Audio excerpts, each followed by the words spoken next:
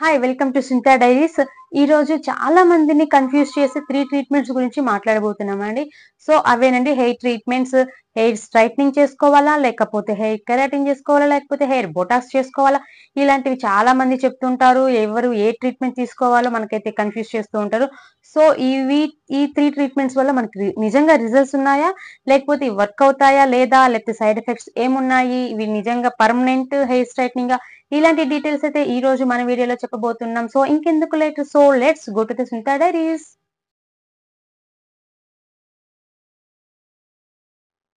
First అయితే మనం hair straightening treatment గురించి మాట్లాడదామండి. హెయిర్ స్ట్రైట్నింగ్ అనేది ఒక కెమికల్ ప్రాసెస్. మన హెయిర్ లో డిస్లైఫ్డ్ బ్యాండ్స్ అనేవి ఉంటాయి. ఇవే హెయిర్ షేడ్స్ అనేవి డిసైడ్ చేస్తుంటాయి.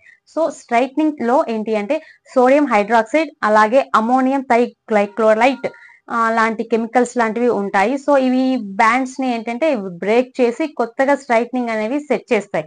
ఆ తర్వాత ఏంటంటే మనకి న్యూట్రలైజ్ వాడిన తర్వాత ఆ కొత్త స్ట్రక్చర్ అయితే ఏది ఉందో అది మనకి ఫిక్స్ అవుతుంది. హెయిర్ స్ట్రైట్నింగ్ లో మనకి ఎక్కువ ఏంటి అంటే హెయిర్ అనేది ఎక్కువ డ్యామేజ్ అవుతుంది. అలాగే డ్రైనెస్, ఫ్రీజినెస్ అనేది ఎక్కువ పెరుగుతుంది after hair straightening. Hair breakages కూడా అలాగే స్ప్లిట్ ఎండ్స్ కూడా ఎక్కువ అవుతాయి హెయిర్ స్ట్రైట్నింగ్ వల్ల. హెయిర్ స్ట్రైట్నింగ్ అనేది పర్మనెంట్ అని చెప్తారు కానీ అదైతే కాదండి. న్యూ హెయిర్ గ్రో అవుతుంది కానీ కాబట్టి అది మళ్ళీ రిటర్న్ అయిపోతుంది. మనకి న్యాచురల్ హెయిర్ ఎలా ఉంటుందో సో అలానే ఉంటుంది. నెక్స్ట్ కెరాటిన్ ట్రీట్మెంట్ గురించి అయితే మాట్లాడుకుందామండి. మన హెయిర్ లో న్యాచురల్ గా ఉండే కెరాటిన్ అనేది లాస్ అవుతుంది పొల్యూషన్ అలాగే కొన్ని హీట్ ట్రీట్మెంట్స్ వల్ల. సో కెరాటిన్ ట్రీట్మెంట్ లో ఏంటి అంటే లిక్విడ్ ఫోమ్ తో కెరాటిన్ హెయిర్ తో కోటింగ్ చేస్తారు.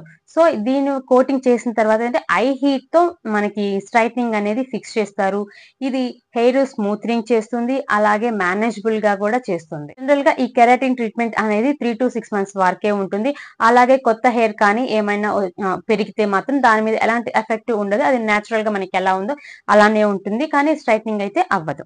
ఈ కెరాటిన్ ట్రీట్మెంట్ వల్ల కూడా మనకి ఏంటంటే హెయిర్ డ్యామేజ్ ఉంటుంది, హెయిర్ ఫాల్ కూడా ఉంటుంది, స్కాల్ప్ అనేది బాగా సెన్సిటివ్ అయిపోతుంది. సో అలాగే కలర్ ట్రీటెడ్ హెయిర్ లో కూడా ఏంటి అంటే ఇవి కలర్స్ అనేవి షేడ్ అయిపోతుంటాయి. హెయిర్ బొటాక్స్ ట్రీట్మెంట్ అండి. నెక్స్ట్ ఇదేంటంటే పేరు బొటాక్స్ అన్నా కానీ దీంట్లో ఏంటంటే ఎక్కువ బొటాలినియం టాక్సిన్ ని వాడతారు. డీప్ కండిషనింగ్ ట్రీట్మెంట్ ఇది మెయిన్ గా. నెక్స్ట్ ఏంటంటే వీటిలో కెరాటిన్ అలాగే collagen, vitamins and fatty acids కలిపి హెయిర్ కి అప్లై చేస్తారు. సో దీని వల్ల ఏంటి అంటే మనకి హెయిర్ సాఫ్ట్ అనేది ఫిల్ అవుతుంది. దీని వల్ల మనకి స్మూత్నింగ్ కనిపిస్తుంది అలాగే థిక్నెస్ కూడా బాగా లిక్కుగా కనిపిస్తుంది. ఇది ఎన్ని రోజులు వర్క్ అవుతుంది?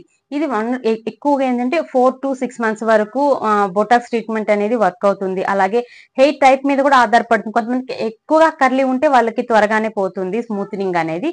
సో దీంట్లో కూడా కొన్ని రిస్క్స్ అయితే ఉన్నాయి. ఈ బొటాక్స్ ట్రీట్మెంట్ లో కూడా హెయిర్ ఫాల్ ఛాన్సెస్ కూడా ఉన్నాయండి. అలాగే అలర్జీ రియాక్షన్స్ అలాగే స్కాల్ప్ ఇరిటేషన్ ఉంటుంది. సో ఇది కూడా పర్మనెంట్ స్ట్రైట్నింగ్ అయితే కాదు కానీ టెంపరరీ ఫ్రీజీ కంట్రోల్ అయితే దీనివల్ల చాలా వరకు తగ్గించవచ్చు బొటాక్స్ ట్రీట్మెంట్ వల్ల. నా హానెస్ట్ ఒపీనియన్ ఏంటి అంటే ఫస్ట్ హెయిర్ స్ట్రైట్నింగ్ అనేది మీకు డ్యామేజ్ అనేది ఎక్కువగా ఉంటుంది, రిస్క్ అనేది కూడా ఎక్కువగా ఉంటుంది. సో నెక్స్ట్ కెరాటిన్, దీంట్లో కూడా డ్యామేజ్ అనేది కంపల్సరీ ఉంటుంది కానీ కంపేర్ టు హెయిర్ స్ట్రైట్నింగ్ కన్నా ఇది కొంచెం మీడియం రిస్క్స్ అని చెప్పొచ్చు. నెక్స్ట్ హెయిర్ బొటాక్స్ అండి. ఈ మూడిట్లో కంపేర్ చేసుకుంటే హెయిర్ బొటాక్స్ ట్రీట్మెంట్ అనేది బెస్ట్ ఉంటుంది. అలాగే సైడ్ ఎఫెక్ట్స్ కానీ రిస్క్స్ కానీ చాలా తక్కువగా ఉంటాయి కాబట్టి సో మీరైతే బొటాక్స్ ట్రీట్మెంట్ అయితే ప్రిఫర్ చేయొచ్చు ఎవరికైనా స్మూత్నింగ్ అలాగే థిక్కర్ లుక్ కావాలి అనుకుంటే.